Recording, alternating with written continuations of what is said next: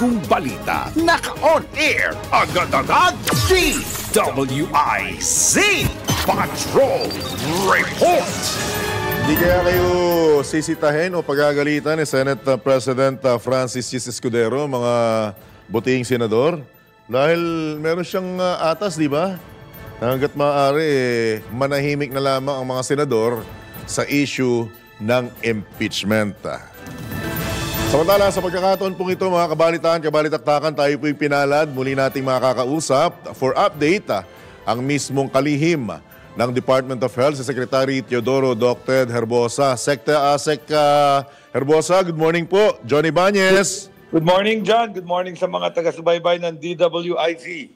Alright, unang-una sa lahat, maraming salamat on a Thursday morning. Muli ka naming inabala. Anyway, medyo malaki, literal na malaki itong issue, Secretary Herbosa, with your indulgence, dahil ang involved po dito is 11 billion pesos na halaga ng expired medicine at mga vaccine. Unang-unang tanong, Sected, ikaw na po ba ang kalihim ng DOH ng panahong ito? Hindi po. Karamihan dun sa 11 billion ay ito po yung mga COVID-19 vaccines na atin pong binili. Apo. At alam nyo naman ang nangyari nung bandang Omicron, parang wala na magpa-booster. At nag-expire yan kasi maigsi lang ang shelf life niyan, mga 6 months. So, siyempre, 2023 ginawa yung audit. Yun yung mga nabili before 2023. Sa middle of 2023 lang po tayo naging Health Secretary, June 5 sa PETSA. Sa kabila nito, kumbaga hindi mo na po inabutan, pero alam po ba ninyo na may ganitong mga nangyayari o pangyayari as incoming Health Secretary, Sected? Correct. Oo. Actually, sabi ko nga, ako na nagpa-dispose niyan noong expired na sila kasi hindi mo na rin siya magagamit. Opo. So expired na. Pero siguro tingnan natin yung konteksto nung binili yan. Kasi naalala nyo, yun yung COVID-19, nag-aagawan ng bakuna. Opo. Diba? Walang makuha. Pagkatapos nag-order yung national government. Pero yung private sector gusto rin mag-order. So hinayaan siya ng pamahalaan. Yung mga LGU nagbilihan din. Ang kaso, after about a year or so, nagdatingan lahat. So, by that time, nabakunahan naman lahat ng gusto magpabakuna at mukhang may nagsobra. So, yan ang problema dyan. Siyempre, maraming binili. Ngayon, mali ba yun? Ang nakikita ko nung inaral namin, dahil panahon ng emergency, internationally kasi, ang bakuna sa COVID, sabi nila, mga 30% dapat ang reserve mo or yung tinatawag na wastage na bakuna. Sa less than 10% lang yung routine. So kung babasihin mo yan, parang maliit yan eh. Hindi ko naalala na yung total number of bakunang nabili natin kasi 74 million, mga 3 doses ang naibigay natin. So malaki-laki yung total amount. So yung porsyento na yan, definitely less than the amount international standard ng So ipapaliwanag namin sa COA yan. Malamang minabase nila yan yung sa aming National Immunization Program, yung routine. Iba kasi yung emergency dyan. Ayaw mo kasing madaming mamatay sa bansa mo, so sobrahan mo talaga. Kaya kita mo, pati mga LGU bumili. Ayaw nilang mamatay mga constituents nila dahil sa isang bagong pandemya. So, yan ang konteksto niyan. At syempre, habang siguro sasabihin ko na dyan, sa aking pamumuno, talagang aaralin namin yan yung tamang paggamit ng mga gamot para sabi nga, walang wastage or minimum yung wastage. Hindi mo kasi mapipigilan yung wastage dyan. Meron talagang expiry, lalo na yung bakunang COVID-19. 6 months lang ang shelf life. After 6 months. Meron pa pala tayong donation. So yung sa ibang bansa, yung mga pa-expire nila, binigay din sa atin. Tinanggap naman natin kasi mabilis tayo magbakuna nun. And hoping na magagamit. Hoping na magagamit. Tapos merong hindi nagamit at saka merong ayaw. May namili kasi ng mga bakuna. Naalala nyo, marami tayong brand. Sected, may mga brand na mas natenga dahil hindi gusto ng mga mamamayan natin. Sected, sorry pero with your indulgence, ang binabanggit po ng COA, bunsod ng kakulangan sa pagpaplano, hindi maayos sa pamamahagi at pagmomonitor sa mga nabanggit na medical supplies or vials ang dahilan ng pagkakaaksaya nitong bilyong pisong halaga na ito. Sected. Any comment on this, please? Yeah, siguro dapat ang maganda tanungin dyan yung IATF nung nakaraang administration. Kasi sila ang nagplano kung ilan ang bibilin, kung paano ito didistribute. So, ano talaga yan, no? Ako, kasi emergency yan. Lalo na yung, dahil pag kami bagyo or merong mga nasalanta, dadala talaga tayo ng sobra ng mga food pack at mga gamot. At yung para ayaw mo yung kulang. Kasi pag pumunta ka doon at nag-responde ka sa emergency at kulang gamit mo, baka magalit pa yung mga tao sa Actually, yun din niya po ang i-agree ko na sa mga ganitong panahon. Kasi worldwide po, di po ba yung pandemya? So talagang the more na pwede mong makuha, talagang kukuhanin mo kasi nag-aagawan ng panahon na yun eh. Di po ba? Tama. So yan ang konteksto niyan. Alam ko, nag-aagawan. At yung ibang bansa, mas mayaman sa atin, kumuha sila ng 6 to 7 times yung requirement nila. Imbag, nagreserba pa sila. At yun naman yung dinodonate nila tayo. Sapat lang yung binili natin. And of course, may 30%. Kasi may mga iba rin ayaw magpabakuna na nung bandang huli. Nung humina na yung COVID-19. Hindi lang yun, Sected. I agree with you. Kasi ako, personal marami po akong nakita na may available ng ganitong brand. Pero nung alam nilang may papadating na mas gusto nila, mas hinintay nila yun eh. Correct. Di po ba? Namili yung ating mga kababayan. Oo, namili. So, merong mga brand na mas naluma. Opo. So, alam ko nga yung mga brand na yun kasi yun yung mga Russian-made, madami din.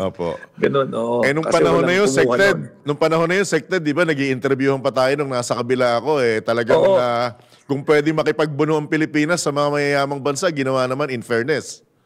Actually, advisor ako nun. Pag hinanap mo yung ibang interview at yung aking communications people nakahanap nga ng interview ko, predict ko to kasi gusto bumili nung local government, gusto bumili nung private.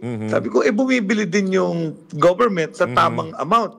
So talagang magsosobra yan. So, alright.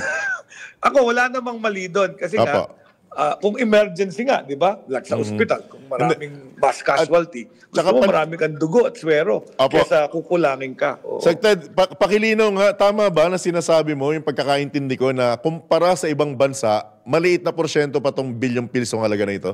Correct, oo. At saka sa buong kabuuan ng binili natin, hindi ko alam yung total na nabili nating bakuna, pero alam ko, nasa 74 million Pilipinos ang nabakunahan natin.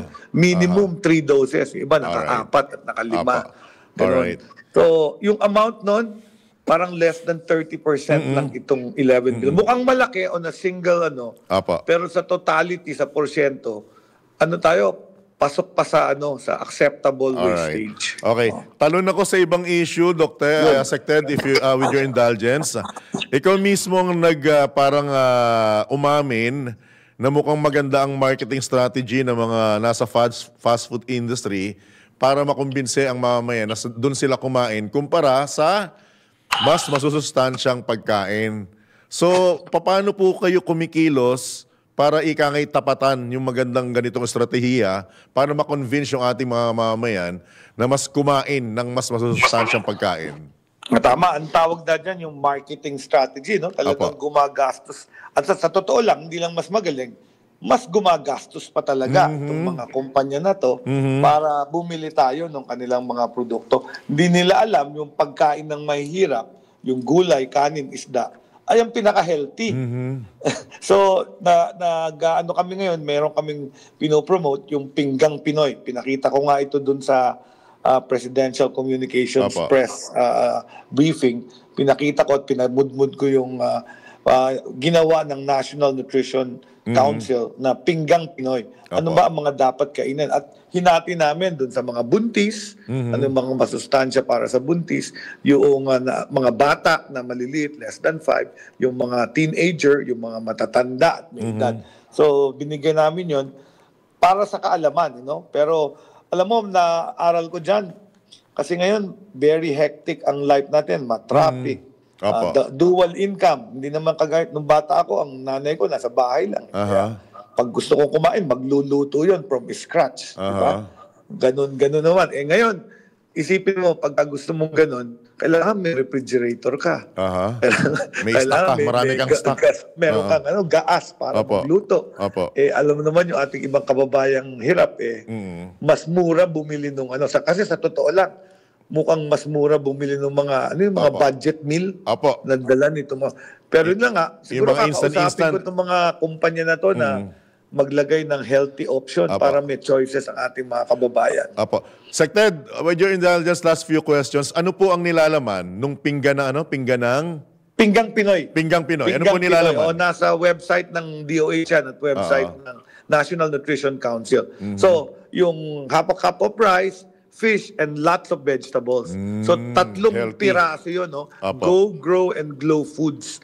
Tapos, merong mga specifics, mga fruits na rich in iron para kung buntis ka or lactating, yun ang recommended. So, iba-iba yun, no? Naka-drawing, naka-diagram. I think madali mahanap naman. I-google nyo lang yung Pinggang Pinoy. Alright. Nasa inyo po ang pagkakataon, Secretary Ted Herbosa, baka may karagdagan pa po kayong mensahe sa ating po mga kababayan. Go ahead. Ang mensahe ko dyan para sa Pasko, nag-uumpisa na ang maraming party, maraming regalo, maraming kainan. Mag-ingat po tayo. Tamang pagkain, bawal ang maaalat, matatamis at matataba. Wala pong excuse yan. Kung kayo ay diabetic, talagang bawal po yung matatamis. Hindi po pwedeng once a year. Baka sa emergency room, ang tuloy nyo.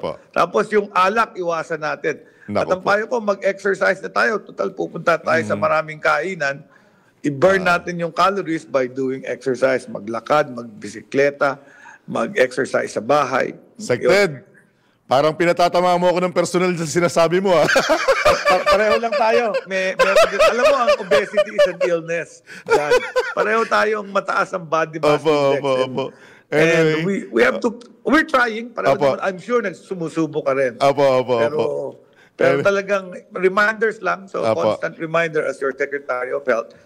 Ted, tamang pagkain, ehersisyo, at disiplina sa katawan. Bawasan ng alkohol. Ang ganda nun, ha? At bago ko po ka tuluyang magpaalam, Sec Ted, binabanggit nyo na rin po ito sa mga nakalipas kong mga panayam. Yung akin pong paalala at ikangay panawagan na baka ako po yung matagal mo nang nawawalang inaanak, Sec Ted. Merry Christmas! Merry Christmas! Punta ka lang sa aking opisina at magbigay tayo ng aginaldo. So reminder na rin yan, huwag ma-stress. Maraming may mental health din. Alam mo, our highest rates of mental illness during mga Valentine's and Christmas. Alright. Kasi nga, kagaya niyan. Yung mga kailangan magregalo. Alright. With that, Sec Ted, maraming salamat po. Good morning. God bless po. Good morning. God bless them. Alright. Yan po, malinaw ha. Mga kabalitaktakan, mga kabalitaan ha. Kumpara sa ibang bansa at kumpara sa dami ng nabakunahan noong panahon ng pandemya, mukhang maliit na porsyento po lamang ito. Siguro kailangan lang ng paliwanag. Na sinasabi naman ni Secretary Ted Herbosa na kailangan, kaya nilang ipaniwanag sa COA sa mga susunod na panahon. Ang inyong pong napakinggan, si Health Secretary Teodoro Ted Herbosa po naman. Pasada Balita! Sa iba pang tampok na balita, iginit mismo ni VP Sara na hindi siya mapagpatawad na tao. Ginawa ng Vice Presidente ang pahayag sa isang Thanksgiving activity ng Office of the Vice President. Binigyan din ni VP Sara na bagamat ang Pasko ay panahon ng pagpapatawad, pagmamahalan at pagbibigayan, wala siyang balak na gawin ito. Git pa ni VP Sara, nakadepende sa tao ang pagpapatawad kung saan meron ding mga tao na dinadala na sa kanilang hukay ang galit. Maliban dito, pinaalalahanan din ng pangalawang Pangulo ang mga botante na maging matalino sa pagpili ng masusunod na leader ng bansa sa darating na halalan. Dapat din anyang suriin ang mga kandidato batay sa qualifications at hindi dahil sa cash aid o ayuda na nakukuha mula sa mga nakaupong opisyal. Pasada Balita! Nakalimutan sigurong banggitin din ni VP Sara yung ilang pang qualification. Hindi lang dapat sikat, hindi lang dapat pogi, maganda, artista, or sports personality. Dapat po talaga base sa tamang qualification. Pasada Balita. Samantala nanawagan ng Young Guns ng Kamara kay VP Sara na tigilan na ang pagmamanipula sa taong bayan. Ayon kay Tingog Party List Representative June Asidre, kailangan tuldukan ni VP Sara ang sinasabing gaslighting o paglilihis sa atensyon ng taong bayan at ang pambabatikos nito sa mga miyembro ng Kamara. Hiling ni Congressman Asidre, ituon na lamang ng Pangulo sa mandato ng konstitusyon ang kanyang atensyon. Iginit din ng kongresista ang kahalagahan ng integridad, responsibilidad at paggalang sa tiwala ng taong bayan sa pagsisilbi sa publiko. Dagdag pa ng mambabatas, tungkulin ni VP Sara na pangalagaan at ipagtanggol ang saligang batas kung saan ang tungkulin anya nito sa pamahalaan